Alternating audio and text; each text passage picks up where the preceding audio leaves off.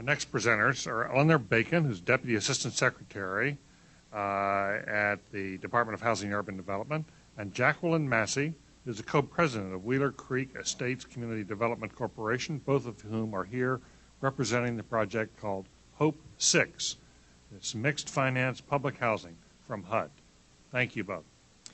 Thank you and good morning. We're honored this morning for the opportunity to speak about Hope 6, HUD's flagship program to transform severely distressed public housing and the lives of its residents by addressing head-on the joint problems of physical and social conditions of poverty. The Innovations Program recognizes government at its best, but public housing, for all its good intentions, all too soon became the poster child for government at its worst. Cabrini Green and Pruitt-Igoe, mammoth high-rise projects that concentrated and isolated the poor, are seared in the American public consciousness as monuments to failed government. By the late 1980s, the nation's 1.3 million excellent and successful public housing units were overshadowed by approximately 100,000 severely distressed units. Congress and HUD took action, and Hope 6 was born in 1992. In only 7 years, Hope 6 has fundamentally altered the nature of public housing, the lives of its residents, and the role and mission of housing agencies themselves. Local partnerships using the Hope 6 program build sustainable communities with the following principles.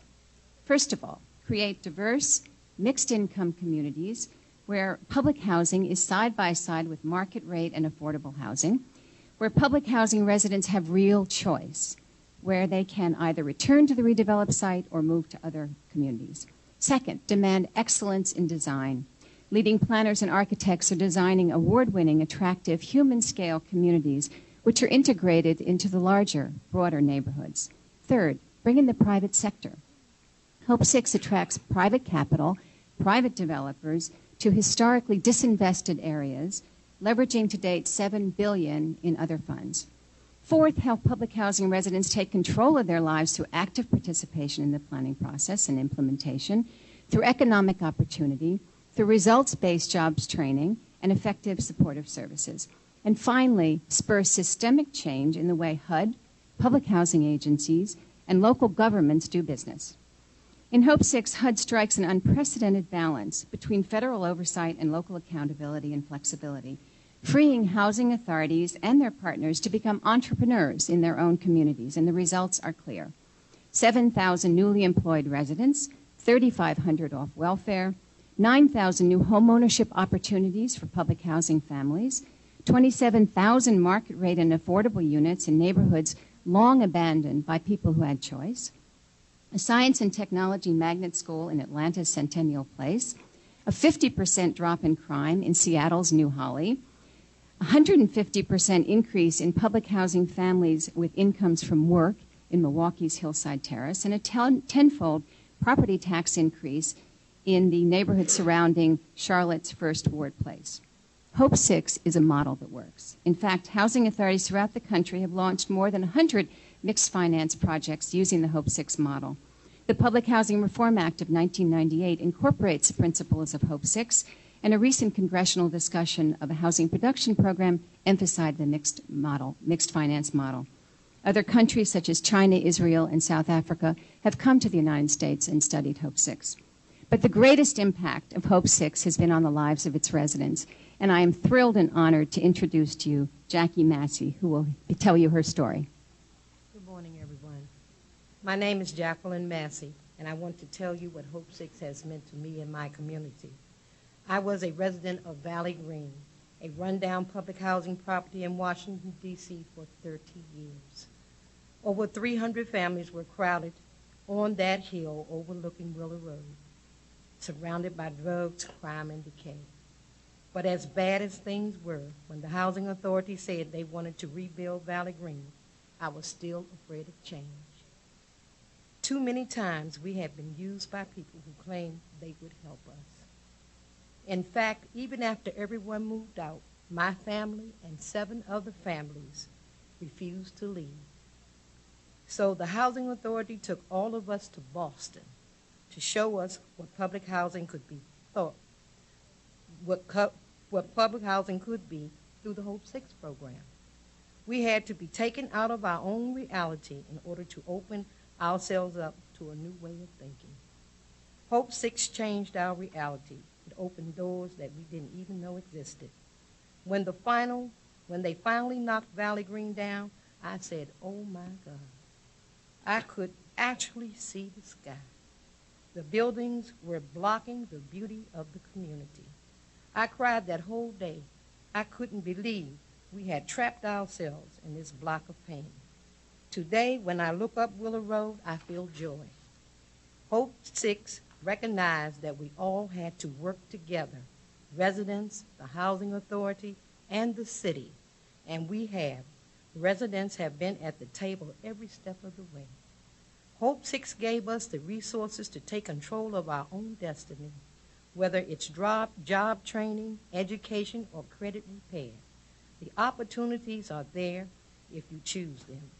Friends who never before worked now have jobs. Through home ownership counseling, I have learned to manage my finances, and early next year, I will realize the American dream of home ownership.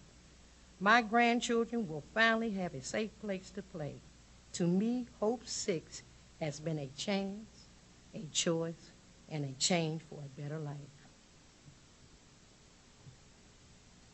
I think there'll be a good number of questions here. Ed Dorn. Thanks, David. I have a frivolous question and a rather more serious question. The frivolous question is about the name of the program. Hope 6 leads me to wonder what happened to Hopes 1 through 5.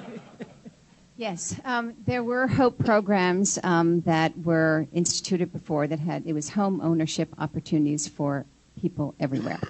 And this was an initiative which decided to continue on with that, and that's where Hope 6 came. I don't think there was a 5. I think there's a 1, 2, and a 3, and I'm not quite clear about 4 and 5, but there is a 6. The more serious question has to do with your assessment of results, and in particular, I'm looking at your narrative on what you claim to be one of the most important measures of success, and that's movement to self-sufficiency. And you say here that the infrastructure of supportive services spurred by Hope 6 has, in fact, delivered dramatic results. 3,447 residents have left welfare, 6,584 have found employment, over 2,500 residents have completed job training. This is for a national program serving roughly 40,000 people that's been going on for 6 or 7 years now, and I'm kind of wondering how to put what seem to be relatively small numbers into context here. Yes, well, the program obviously took a while to get going. I mean, to do the very, very complex planning and then go into the implementation, it did take a lot of startup time. When the program first started, it was also primarily about thinning out public housing and renovating it and promoting community service. And what we have changed the program into now, since welfare reform essentially, is one which is extraordinarily results-based. And we don't want to hear about all the different training programs. We want to know how many jobs are at the end of the line. So these partnerships have been working over the years, and I think that we have had made great strides. I mean, there's a lot more to go, further to go, but I think that perhaps Jackie can talk a little bit further about what's happened to the residents in her development. But we're very pleased with the results, in fact, that we have accomplished. One of the things I would like to express is that I had been a resident leader for a long time, and I had been through 7 directors of public housing and just trying to get the community modernized. It was difficult for me to trust anybody because in this city, this is a very political city, and as the directors came and went, we just couldn't get anything done. When the housing authority went under receivership, that's when everything started to happen.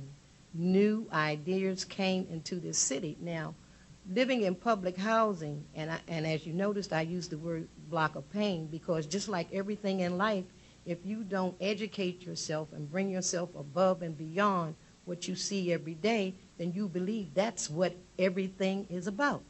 Well, we had to be educated on why we would invest money into an obsolete property that would cost more to modernize than it would rebuild. We got trained for that. And when they trained us and took us along with them, the developers, the housing authority, the investors, and all, we realized what a great thing this would be to go in partnership with people who not only would educate us, but get us where we wanted to go in the future. We have now a mixed finance community. We have an elderly building. We have lease to purchase. We have rentals, and we have home ownership. So we have a little bit of something for everybody. And all people had to do was take time out and participate in the Family Self-Sufficiency Program. David Osborne. Six that one sometimes hears is that it has reduced the number of housing units for very low-income people. And there are a lot of numbers in your application. But I wondered if you could just straighten this out for us. If there were X thousand public housing units before Hope 6, how many at this point of units for low-income rental are there as a result of Hope 6? Okay, well, let me give you the overall numbers. We are demolishing, at least so far in the program, and obviously we continue to get appropriations, which we're thrilled about. 70,000 units are going to be demolished through the Hope 6 revitalization program. Approximately 74,000 new units will be constructed, of which 47,000 will be public housing units, both home ownership and rental. How many are public housing? 47,000 out of the 74. And if you take 100 units and we demolish them all, first of all, you have to recognize that the majority of those were so severely distressed that they were uninhabitable. So these are not exactly housing opportunities that anyone could take advantage of. So of the 100 that we take down, we rebuild approximately 67, I believe it was, and 68 of those were perhaps occupied. So therefore, we are replacing approximately 99%. In fact, it's more, we have better numbers now than we did when we even put the application in, of the occupied units. So therefore, the residents who are leaving temporarily can all come back in most cases, except those who are not good neighbors. And we also should point out that we offer one-for-one replacement, not in hard units and certificates or vouchers where you can go into the private market. But again, if you're taking down 100 units, and only 68% or 68 of them were occupied, we will give, approximately 67 are getting rebuilt, and then we give Section 8 certificates or vouchers for the balance. So in fact, there are more housing opportunities for low-income people after Hope 6 than before. Are you saying that every single person who's in that unit can come back into that community?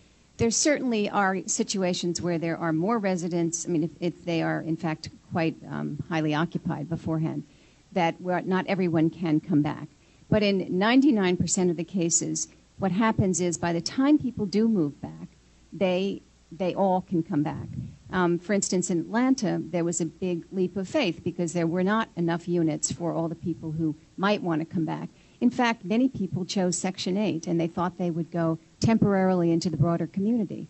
But in fact, they ended up saying when the new units were built, I'm really happy now living in a broader community. I'm happy here. My child is in school, and I don't think I want to come back. So there are very, very few, if any, residents who do not come back. Now, one other point I want to make, though, is that many of these sites do put into their lease a self-sufficiency provision, which means that you have to try to work if you're going to come back. You don't necessarily have to be successful, but you have to at least try to change your life. Yeah. I'm going to, because there is a number of questions here among the committee, I'm going to exercise the prerogative of the chair and extend this discussion a bit. I would like to keep the conversations fairly to the point as we go. Very brief follow-up. So if there were 68 out of 100 that were occupied and 67 are rebuilt, are all of those, are you saying they're all public housing? Or are some of those 67 other forms of low-income housing? No, those would all be public housing. Okay. And in fact, there are other units which are built, which are market rate housing. We're thrilled about the fact in Atlanta you have people who make $125,000 living next to people who have incomes of $3,000. But I would like Jackie to perhaps answer that. And one of the things that is very important for people to understand about public housing, there have been people living in public housing who pay $1,000 a month for rent at 30% of their income. So as you look at public housing, a lot of people think of it as poor, but there needs to be a growth cycle there for those people to move in mainstream society, get that 30% burden off of them that public housing places on them, so that they can then become homeowners and not renters, because there are no returns for a renter in this society. You pay a heck of a lot of taxes becoming a renter. So the Hope 6 creates an avenue for upward mobility. It's a way out. It's a ways to a means to get out. Where we moved in public housing years ago and we thought we could not get out because of raising our children, now we are able to see that there's a stepping stone there that can bring us up to a level of change. Lee Shore. The point you made, Eleanor Bacon, about the people who were not good neighbors not coming back, is that the source of some of the concern of some of the public housing advocates, that there is actually displacement and displacement of people who don't want to be displaced? And is that the source of the criticism, or is it simply that there is not enough affordable housing in this country and that Hope 6 can't really solve that problem within the program? The latter. I don't think that people are concerned about, or advocates are concerned about, residents who are not good neighbors not coming back. I mean, all of us believe that leases should be strictly enforced, and frankly, over the years, housing authorities have not, some of them have not strictly enforced leases. I think it's really what Jackie was talking about. I mean, it's that fear. You know, there's this huge, I mean, think of Pruitt-Igoe or Cabrini Green, these huge blocks of housing, which in fact is uninhabitable, but it still looks like housing. That's coming down, and people know that we're not replacing them one for one.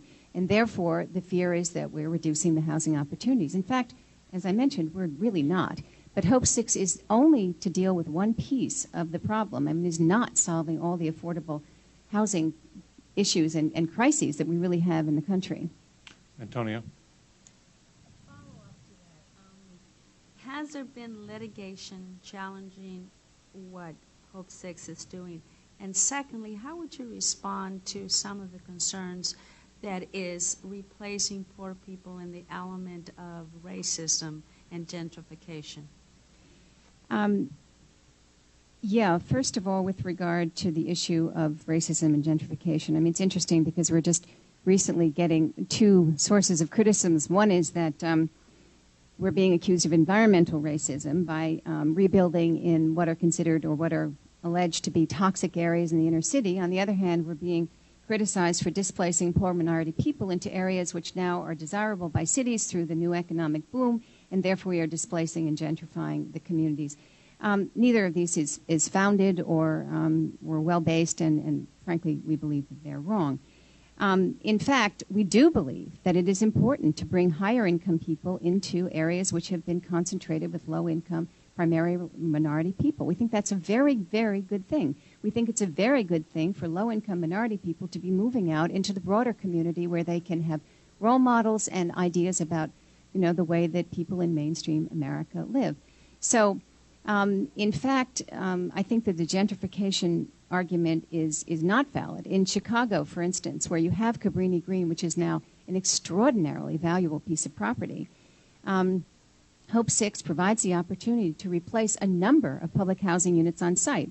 Otherwise, the whole thing could be sold, and a developer can build massive, very expensive, high-level housing and make a fortune. So it's preserving opportunities, in fact, in the inner cities, which now have become the place to live for low-income people. Susan Hammer. It has to do with the Section 8 housing and the lists that exist in communities around the country. I come from a community that has tens of thousands of people waiting for housing on the Section 8 list. How do you handle that when you displace people to rebuild the housing that they lived in? And what if it's in a community where there's, you know, maybe a 4, 5, 6 year wait for Section 8 housing? What do you do with those folks?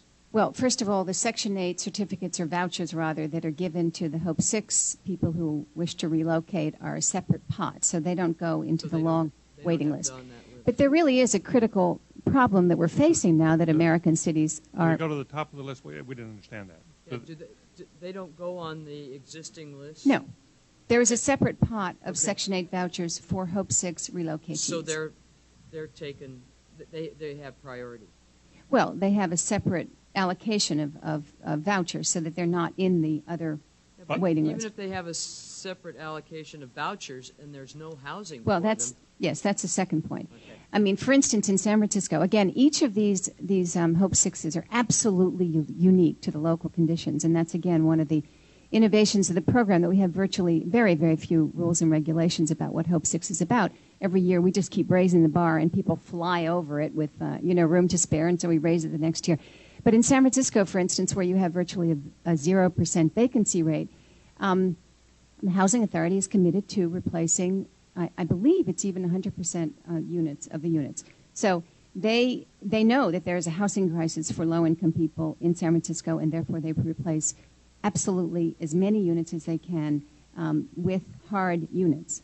In some other cities, that's not an issue. It's a soft rental market. There are plenty of opportunities with vouchers, and people can move out.